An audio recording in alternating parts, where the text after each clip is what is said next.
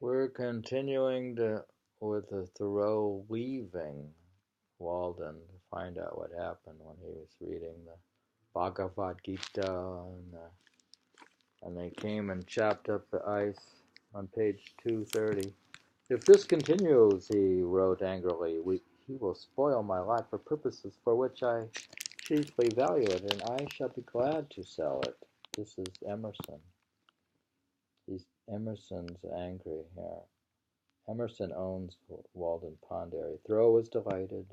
He jested with the workers, warned them at his house, and as he watched them build their hoary tower of azure-tinted marble, he imagined how the parched inhabitants of India would soon be drinking at his well.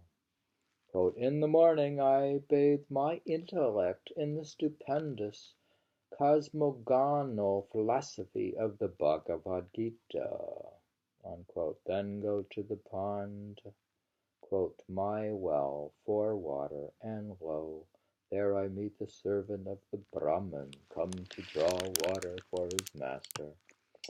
And our buckets, as it were, grate together in the same well. The pure Walden water is mingled with the sacred water of the Ganges. And he's been reading too many books. This is Thoreau reading the Bhagavad Gita.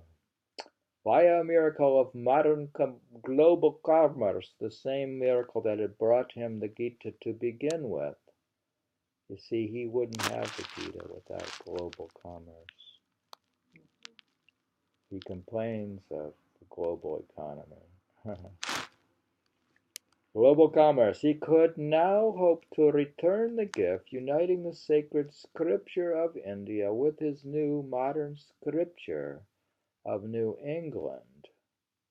The wisdom of Walden would mingle with the waters of the world. So now he has the Gita, and he's writing American scripture. Thoreau had built his house to last.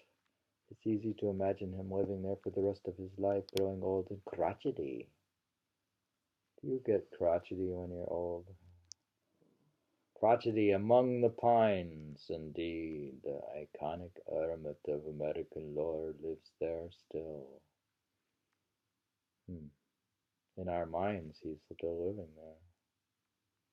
In our mind, Thoreau is still living in Walden Pond. But Thoreau, the living person, did leave, and later years the reason puzzled him. Quote, why I left the woods, question, I do not think that I can tell. I have often wished myself back. Perhaps I wanted a change. There was a little stagnation, it may be. Perhaps if I lived there much longer, I might live there forever. One would think twice before he accepted heaven on such terms. Perhaps, he added in Walden, he had, quote, several more lives to live, and could not spare any more time for that one. See, he lives like a cat. He has many lives.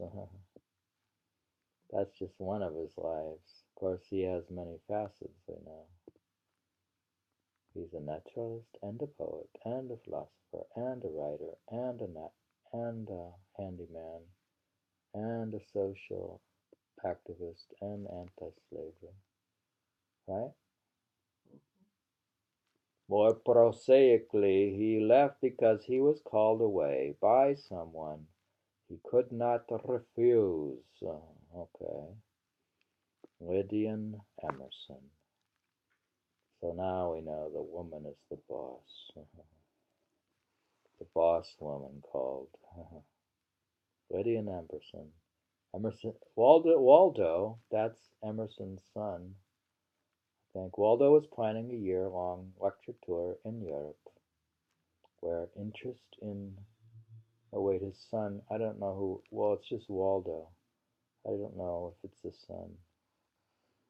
Waldo was planning a year-long lecture tour in, was Waldo, Ralph Waldo Emerson? I don't know if it's a nickname now.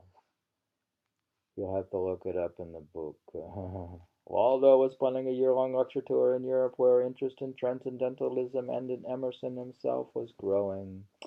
As late as August 29th, it still appeared that Lidian would board with a friend while her husband was away.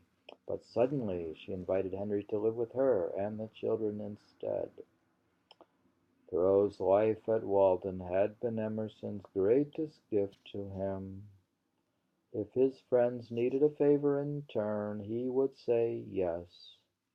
A week later, on September 6, 1847, Henry Thoreau loaded up his books and furniture, closed his door, and left his house on Walden Pond.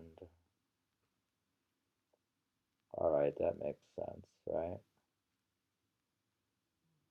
He lived at Walden because of Emerson, and now Emerson needed a favor.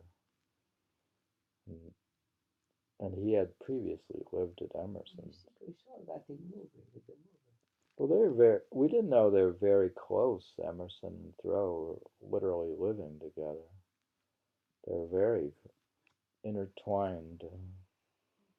There would be no going back. On September 17th, Emerson bought the house and leased it to a gardener, Hugh Welland.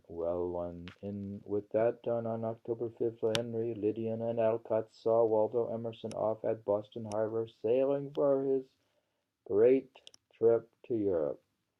Abba Alcott wept convulsively, but Lidian, as was her way, didn't shed a tear. Would you shed a tear if I left for Europe? Mm-hmm. You would? As Waldo's ship disappeared over the horizon, Lidian and Henry returned to Concord to take up housekeeping together. Thoreau the hermit was history. Never again would Henry live alone. Oh my goodness. That's it. That's the answer. We are reading about how Thoreau left Walden, and now we know the reason why. So he didn't go with. You're living with Emerson's wife, I think.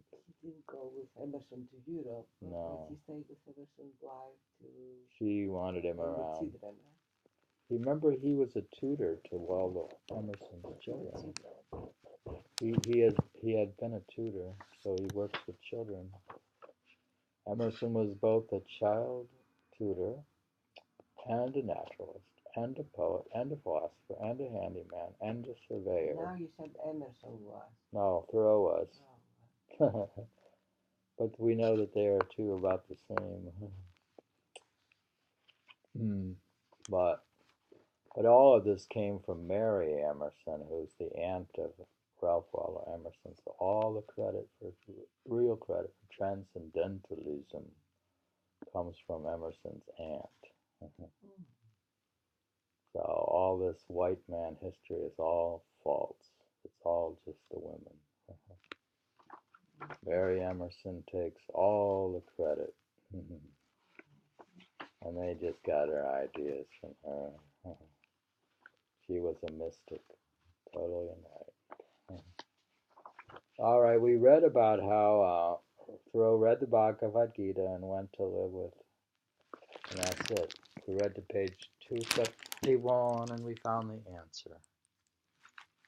That's too bad he didn't live alone again, but he had his experience.